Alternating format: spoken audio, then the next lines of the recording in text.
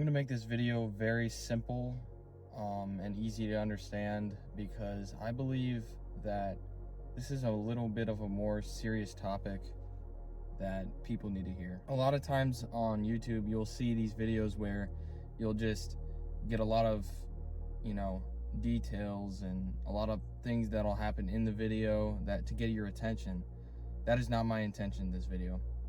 My intention in this video is to just get something out there, just to tell you about something that I've just been thinking about for the longest time today, and I just think I needed to make a video about it because it's just been on my mind for a bit of time. I'm going to be talking about laziness and just the dangers that come from, suffering from laziness. And there's two different ways of putting laziness. There's laziness of just procrastination and not doing anything throughout the day. There's also more serious consequences where you just have laziness from God.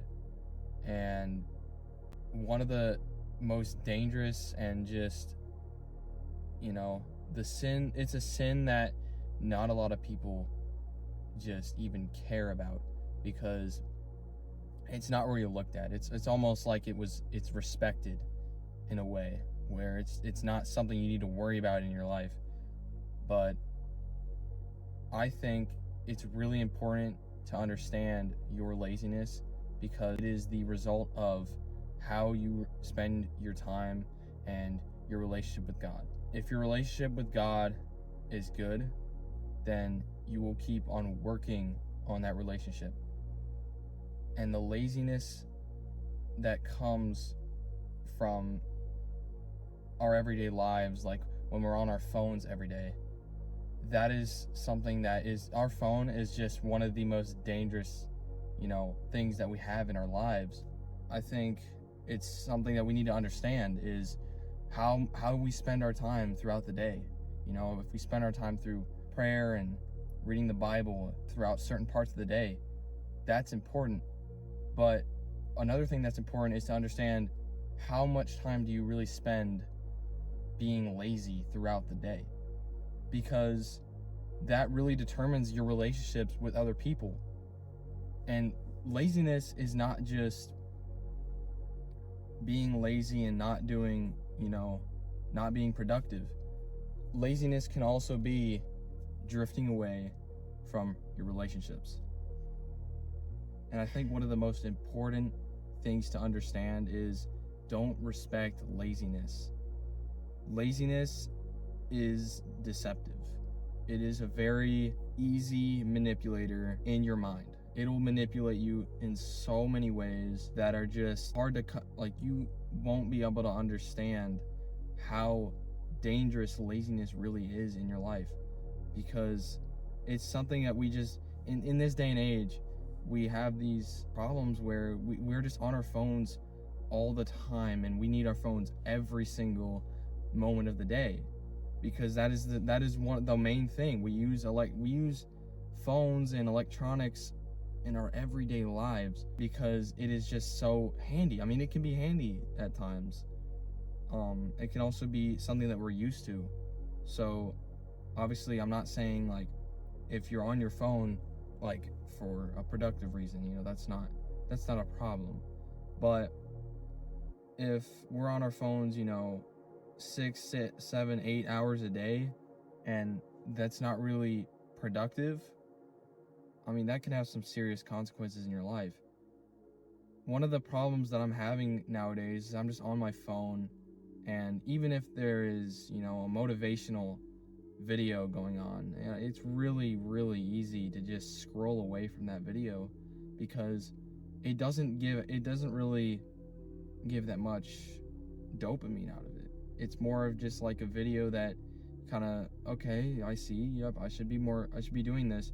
But the minute you scroll through that video and you see the next one, you see the next one, you see the next one, that's when it becomes dangerous, because the information that you receive from a video just becomes nothing. It just becomes useless. in your mind, because you don't, in shorts and videos and short form videos, you don't remember any of the content that is in that video. So in reality, even if, you're watching something that's educational, I think even in that sense, like, you should be careful of what you're doing, because even if it feels educational, it's not gonna give you the result that you want. It's not gonna give you something meaningful in your life, just the way like relationships with other people are. So, I'm just trying to be, one-on-one with this, and just say, like, if you really want to be successful in your life and you want to have those relationships, you want to have that, freedom of just being able to do the things that are giving you joy, you have to be careful with how you spend your time. And you also need to be careful with how far away you're drifting away from God, because your relationship with God is not something you can just ignore and just say, okay, I believe in God, but I'm gonna do all these things that are wrong and not true to my relationship with God, because those things are going to push you away from that relationship. They're going to take you out of that relationship. They're going to deceive you. They're going to put you through a life of sin and a life of hurt and a life of just, it's not going to be joyous. You're not going to enjoy a life just accepting your sin. You're not. And one of the more important things to understand is, if you want your relationship with God to be real, if you want your faith to be strong, works is important. You have to work on your faith. You constantly have to work on your faith. Faith isn't just a one and done thing, just the same way your relationship with God isn't. You have to constantly just be going back to God about all your problems, because He's the main solver to every single problem in your life.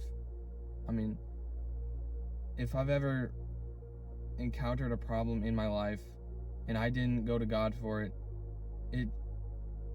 I never solved that problem. One of the biggest problems that I would have in my life is just sexual sin, because it was something that it felt good in the moment, but it didn't really give out an output that I wanted throughout the day. And sexual sin is that one thing where you're tempted and you will do it and you'll just continue wanting more of it, because that is the way, that's the way our minds work. Our minds want to see, we'll have sexual desires a lot, and that's not necessarily a bad thing. The wrong thing to do, though, is take those sexual desires and just use them as a weapon to your mind and deceive yourself into thinking, okay, this is gonna give me joy, this is gonna give me something that is meaningful, and this is gonna give me happiness. It's not going to give you happiness, because of how temporary it is. Sexual sin is so temporary, and sexual pleasure is so temporary, that it will not give you the result you want. Just the same way as procrastination. You will want more. You will want to procrastinate more in your life unless you work on it constantly. You will want to do things that God does not want you to do if you continuously do them, because at some point it'll be a normal thing in your life. The routine of all those bad things in your life will determine your relationship with God. And you got to hear me out for a second. This may be hard to listen to, it may be hard to understand a little bit, but the things that you do in your life will have endless consequences throughout the rest of your life. If you spend the rest of your life accepting your sin and going through sexual sin, and you're not working on it, that is one of the most disturbing things that you can think about. Think about this. If you think about how you're going to spend the rest of your life, having joy in sexual sin and masturbation, that is one of the hardest things for me to understand, because sexual sin never really gives you the pleasure that God will give you. So procrastination in the Lord and the word and just reading the word, procrastination on that is going to instantly give you the thought of doing other things throughout your day to give you quote unquote joy, because you will believe that they are giving you joy. Let's say not doing things that you're supposed to do, or not doing your homework, or not doing an assignment, or not doing your chores or anything like that. You know, those are things that if you do now, you will feel much better, you know, doing before, you know, the end of the day versus doing it after. If you procrastinate throughout the whole day versus if you do the hard stuff first, you know, you will be more ahead of other people than if you didn't do those things. So I guess my message to you is just figure out what is the problem with procrastination. And I think the main problem is that you just want to keep doing it. You just want to keep going and going and going. And you know, if you want to go to the gym and you end up changing your mind, you say, oh, I'm going to do it some other day. Saying that one day is not a problem. Skipping one day of the gym is not a problem. It's that continuous thought in your mind of saying, okay, I'm going to skip the gym and I do it tomorrow. But if you keep saying that continuously, then you will never make a difference in your life. You will never make a difference in that aspect of your life. Same goes for God and your daily lives.